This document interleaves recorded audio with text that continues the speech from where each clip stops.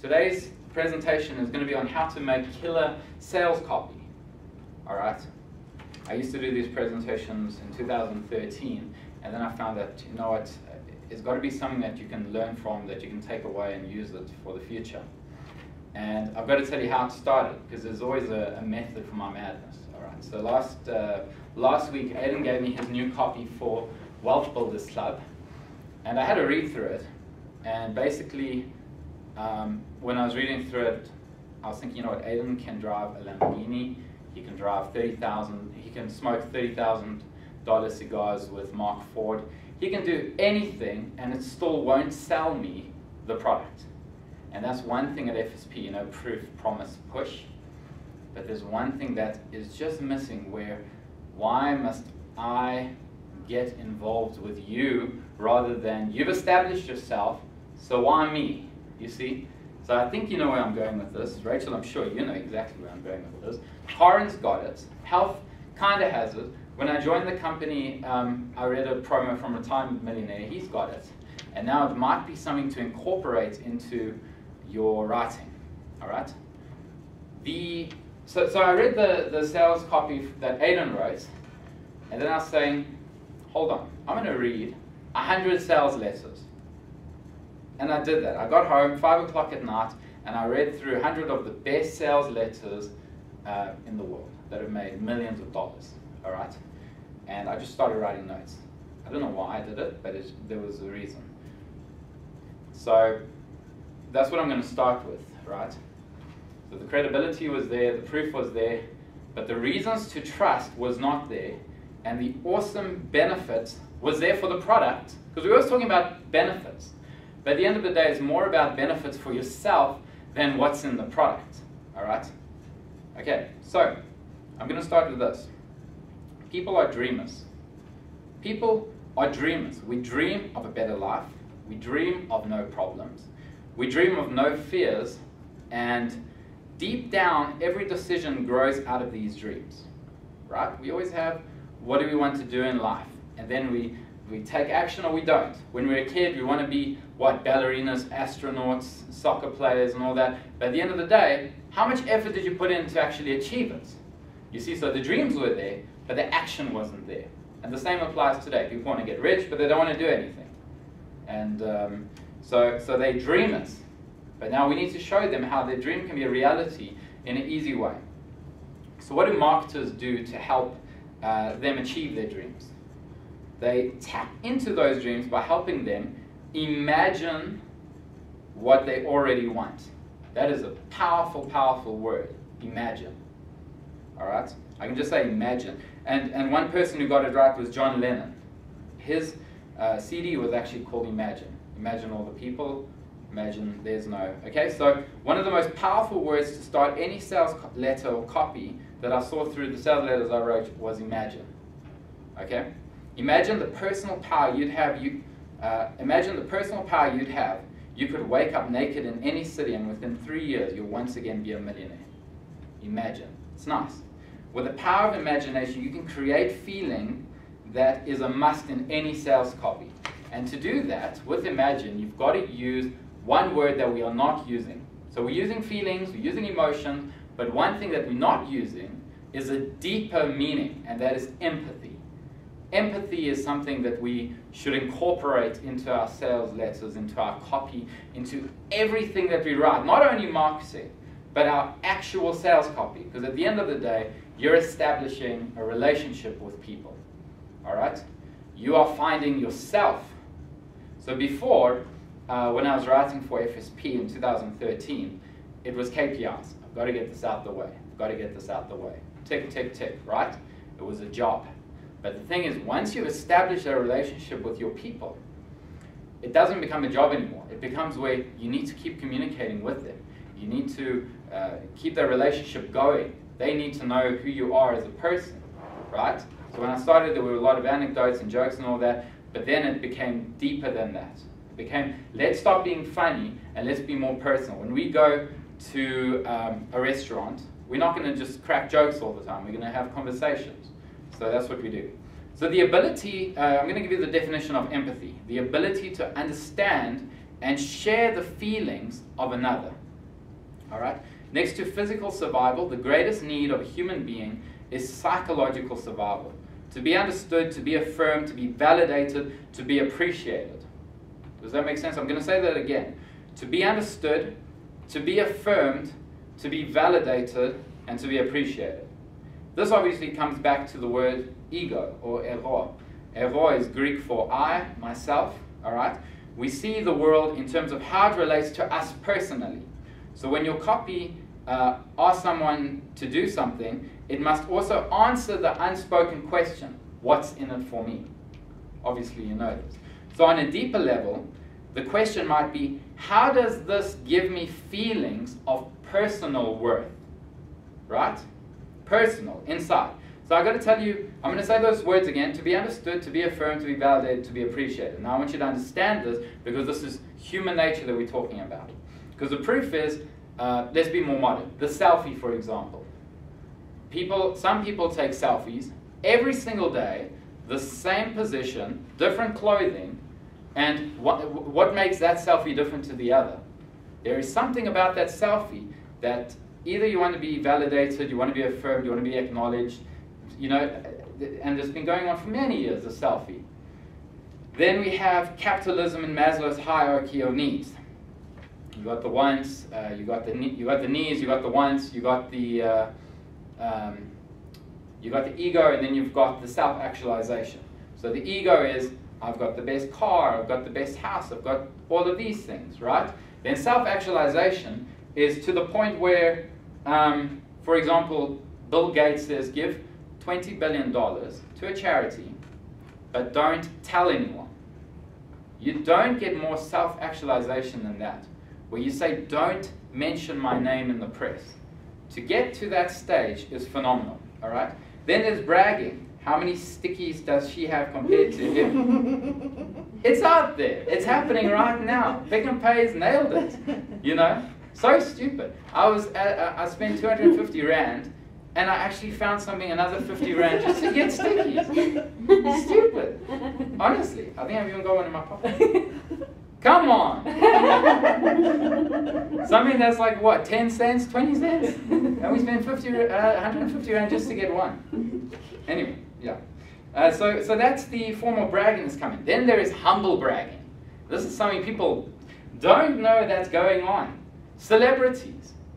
You go and watch their shows, all right? Jimmy Fallon, Jimmy Kimmel, Late Night, David Letterman, all that. They have amazing agencies that tell them exactly what to say in a way that they are bragging but not bragging. So they'll never talk about their Lamborghinis, they'll never talk about their big houses, their incredible life, you know. They will always brush it off because people want to relate to them, but they are humble bragging. And I gave you an example. So you know everything's scripted. So they say, so I heard you bought the new Lamborghini Gallardo. Yeah, but you know, let's not talk about that. It was scripted. Why was that mentioned there? Yeah, let's not talk about it. Humble. He said he doesn't want to talk about it. But now we know he's got a Lamborghini Gallardo. So just watch the celebrities. They are very clever at humble bragging. All right? And same with us. Sometimes we brag, sometimes we humble brag. But either way, we're getting the same message across in discreet ways. Expensive toys, like I said, cars, houses, furniture, appliances. My washing machine's better than yours. Self-confessing charitable and anthropic work. I'll give you an example. So you have Bill Gates who gives his wealth and says, don't tell anyone. Then you get Donald Trump, who has Celebrity Apprentice, who says, I'm going to show them that I am a charitable person, that I can give money to charities, that I'm a good person. But he needs that validation, acknowledgement, right? Doesn't have that self-actualization. He will mention every good thing he says to the world. All right? Then you have children. So let's go back to when we were younger. My dad's better than your dad. I'm in the A team. My mom can cook amazingly. There must be something that is in the mind to say that I need to be acknowledged because I'm better than someone for all of this. So everyone wants you to do well, but not better than them. You see, so that's another thing. Sports and athletics. My team's better than your team. You know, with soccer, you know, what is the point of a country and another country? There's never joining, saying we're both good. There's always competition. There's always my team, my country, my everything. So this is going to be ongoing. It's human nature. It's through evolution. It's been happening. And now let me give you a quote from Stephen Covey. When you listen with empathy to another person, you give that person psychological air. So empathy is one thing that we're going to incorporate. So emotion is the adhesive that when mixed with trust equals loyalty. So that's what I was saying. You can gain trust and proof and all that, but then how do I gain loyalty to stay with the publication? How do I stay with the product? How do I stay with the service? And I'm going to give you another example on how empathy taught me Greek 4 years ago. And that was I used the link word method. The link word method is where you take a Greek word, you link it to something that you know, and then it sticks. So I'm going to give you an example. A forest in Greek is dasos. Okay? So you imagine pouring the sauce over the forest. Then you say, okay, what sauce is it? So now you're going to incorporate your emotions. You're going to incorporate your feelings. How thick is that sauce? How hot is that sauce? How big is the forest? If you can spend 1 minute of mixing the unknown to the known, then it becomes known, and you don't even know it. Like if you've really pictured that thing in the mind, then tomorrow I say, what is forest in Greek? You say dasos. You've got the image, and that is powerful to use, and that's how we get our emotions into our copy. So what happens then at the end is that you forget the story, but you remember the word, and that's the same with the copy. You remember how it made you feel, but you forgot what the story was, you see. So, so it captures emotions, captures the word, makes it more memorable. Then over time, you forget the story, but remember the word. So to create empathy, you need to talk about what? Your customer, not yourself.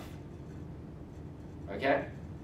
So the most off-putting word in the sales letter is I. The most effective word is you. So you never begin with a letter with I, because the chances are the reader won't get to the second word.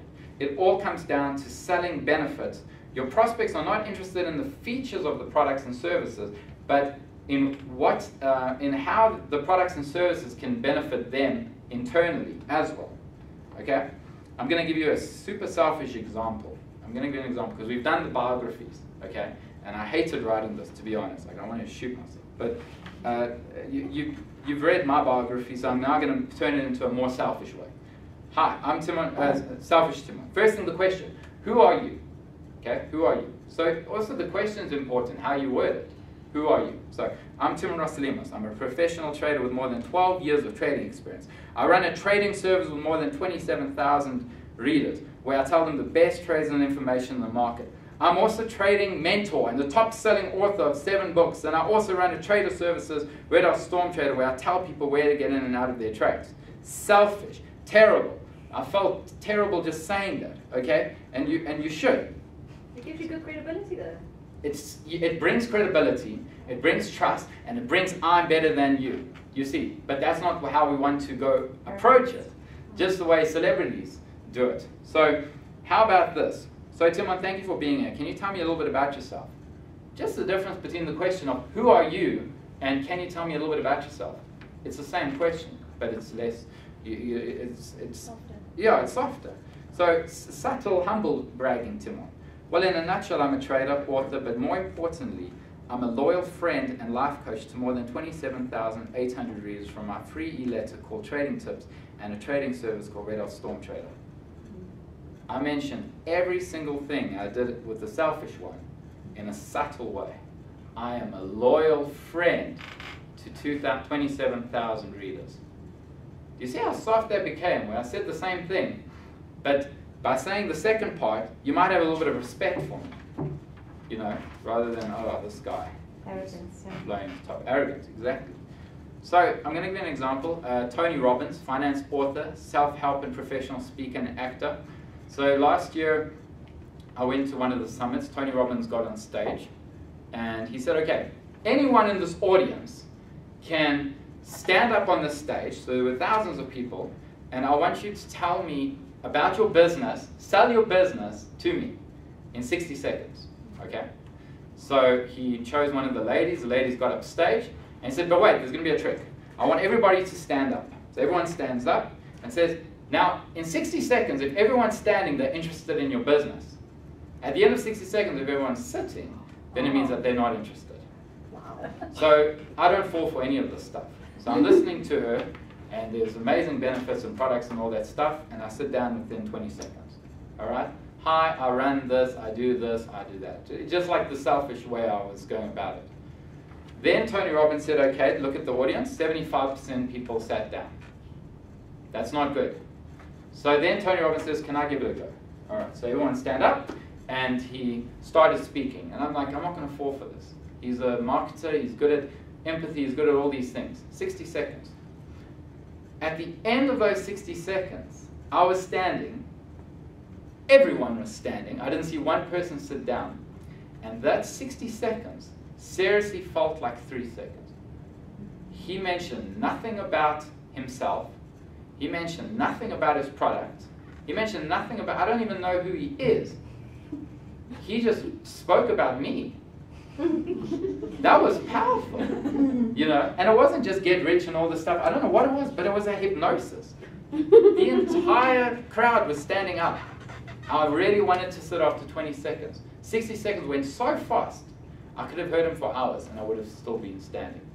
So that's another thing. And then at the end, with JT Fox, another guy, there was a stampede of people running, getting 15,000 Rand products. A stampede, like you don't even understand. Hundreds and hundreds of people. I even recorded it. People were falling over each other. I was like, what has this guy done? I mean, I didn't fall for it. I wasn't hypnotized. But people were running to it. That's amazing, if they can do that. Okay? So, 2013, Trading Building Blocks. When, Rachel, I'm sure you remember when we did the copy and we had to sell our first book or our first editorial. Wow, I'm only going to shoot myself in the foot today. Okay. Hi, I'm Timon Rossolimos. 10 years ago, I didn't believe trading could be so simple. I thought successful traders used complex trading systems that require a PhD to understand. I believed the myth that 20% of traders will ever be successful and the rest of us were just fueling their gains, but I couldn't have been more wrong. Why I'm still at this company after that copy, I don't even understand it. That was the winning copy. So you see what I mean by stepping into a different dimension and then saying, wow, I'm not going back there. I can't go back there. This is terrible. This is terrible copy. So now Mark Ford, more direct response. I would like to partner with you in a new venture, a venture that could result in a significant change in your wealth in as little as 12 months, no matter what financial situation you're in today. What I have in mind is not complicated, yet is very effective and as close to a sure thing as you will ever likely encounter. But your success is not guaranteed, nor is this invitation for everyone. That's quite powerful because there's exclusivity. I feel like I'm a VIP member. They're speaking to me. I don't know anything about this guy. Who is this guy? Doesn't even need to say Mark Ford, and he'll lock you in. You see? And I wanted to copy more and more and more, and I just said, okay, let me just stop at this. So I'm going to mention the 5 simple steps to create empathy, and then I'm going to end off with the 5 simple steps to create empathy. The first 5 steps. Okay, so step 1, point out who your message is for. Identify their problem. Not your problem. I didn't think trading was so simple. That's my problem. So identify their problem. Turn I into you. Talk about why what they're currently doing to solve their problem won't work. Tell them how you discovered what does work and tell them how they can get it. Okay? Then I'm going to now speak about the sales letters that I read. So out of those 100 sales letters, 3 caught my attention. 3. And I'm going to read you just the lead, if you don't mind, just so you can see an example. Out of those 100, the 3 that really caught my attention.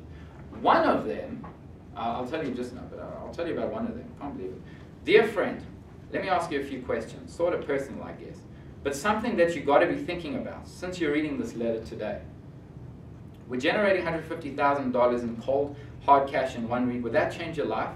Could that kind of income allow you to leave your job and become your own boss? Will that kind of money make you think less about the high prices of gas and food and more about giving your family the things you always wanted to? If you answered yes or nodded your head in agreement, or if this struck a chord with you in any way, then please read on for a life transformation in the making, yours that is. And in case you're wondering how I would know whether or not you could create this kind of lifestyle for yourself, you'll see more on that in a sec, but first. That's just a lead. Nothing about the product, service, or anything like that, but they captured me. They kept speaking to me. More about that in a sec, but first, now you've got to read on. But I said, okay, I'll stop at that. Okay, then the next one, Reader's Digest sweepstakes. This was one of those letters that addresses the persons, where it says, Dear Rachel, Dear Taryn, Dear Tracy, okay? So, it shows strong use of personalization. Dear Mr. and Mrs. Hodgson, imagine the thrill of walking to a bank near the Hodgson home and surprising the teller if you deposited a check for $250,000 into your account.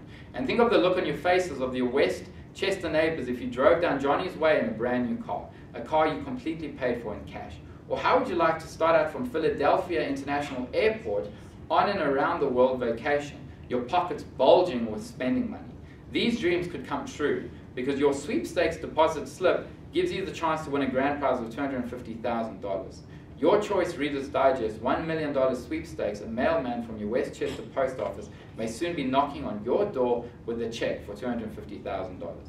So that also got me interested, but it was an agreed way of getting me involved. Okay? Then the letter that Business Week wrote, so the letter that made Business Week the success that it is today, we've got the sales letter, which is very awesome.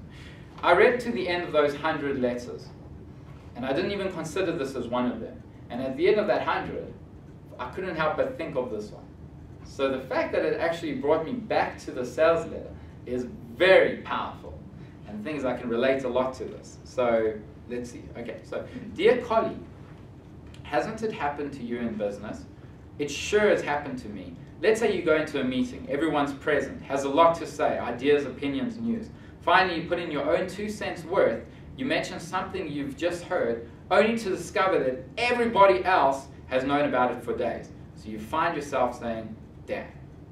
Or let's say you're called upon to make a really important decision. You spend some restless nights mulling your options, you check out the available data, finally you make up your mind, only to learn too late that your data is incomplete or out of date. So you find yourself saying, damn. Or let's say you finally get the money together to make an investment for your family. The stock looks good, the time looks right. You buy, only to have the market the very next day sinking lower and lower. So you find yourself saying, damn. If you've experienced frustrations like these, if every once in a while you really blow it, and each time you vow never again, welcome to Business Week. The magazine that knows, the magazine that tells you, the magazine that can't help you quitting cussing your luck and start you crowing instead.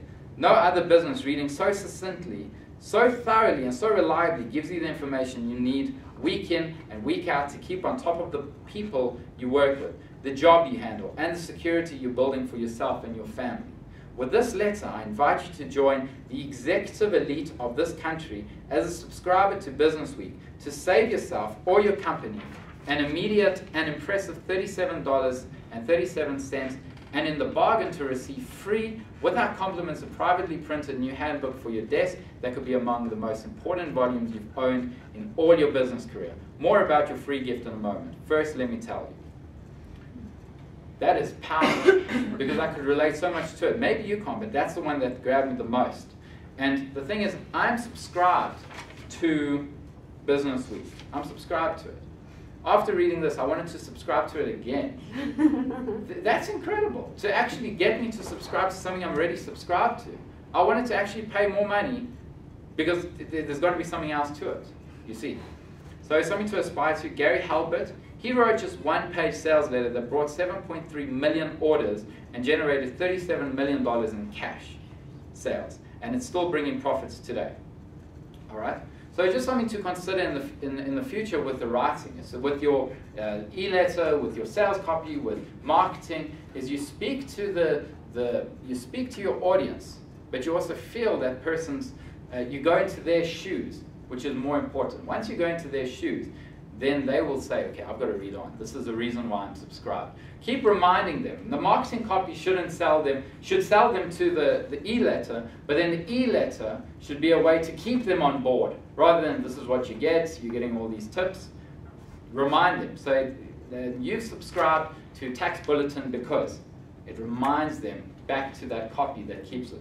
So the 5 simple steps to create empathy: point out who your message is for, identify their problem, talk about why what they're currently doing to solve their problem won't work, and tell them how you discovered what does work, and tell them how they can get it. Okay? I saved the embedded for today. I didn't want to give it out because I'd imagine that it would give it away to the presentation. So there was actually a reason why I didn't. But I'm just going to read it out to you. You don't need to rate it, but just an idea of capturing the essence. And I think when I gave the presentation to Invest, Aidan and Josh, you saw that it was empathetic, right? You see that there was a lot of emotions involved rather than how would you like to. Okay, so imagine a life where you can't wait to wake up each morning. See yourself getting your much-deserved bonus and promotion. See yourself more confident and in control of your own life, day in and day out. See yourself winning financially and emotionally with everything you do in life. It's all within your reach. Click here if you're ready to change your life for the better. Just as an example of an empathetic letter for Red or Storm Trader, but this could literally go into anything. I didn't even need to mention trading or anything like that. It could go to health, it could go anywhere. All right. Trading tips. What if you could be privately mentored by some of the world's greatest traders? Imagine trading for a living and living life in abundance on your own terms. Imagine banking a consistent income in the markets while spending all the time you want with your friends and loved ones. Imagine never making a trading mistake because you would have learned from hundreds of successful traders their own bad trading experiences. Imagine at dinner, you are the one who's fully up to date with what's going on in the markets and you know what the best trades are out there. There's nothing in the world more than I want for you to live the life that you deserve. Let me help turn your dreams and imagination into a true reality for you and your family's future. Just as an example for the embedders to really go into their soul and grind into it. So maybe as an example, next week's editorial for the next embedders, start with imagine and let's see the response that people get from this. And that's possibly how, I mean, it changed my dimension to writing newsletters and copy and products and everything now. Because now it's about establishing a relationship and getting them to respond emotionally rather than the greed factor. And that concludes how to make killer sales copies. So thank you so much for your time, and I hope that maybe helps. Thank you. Thanks. Brilliant. I think we should do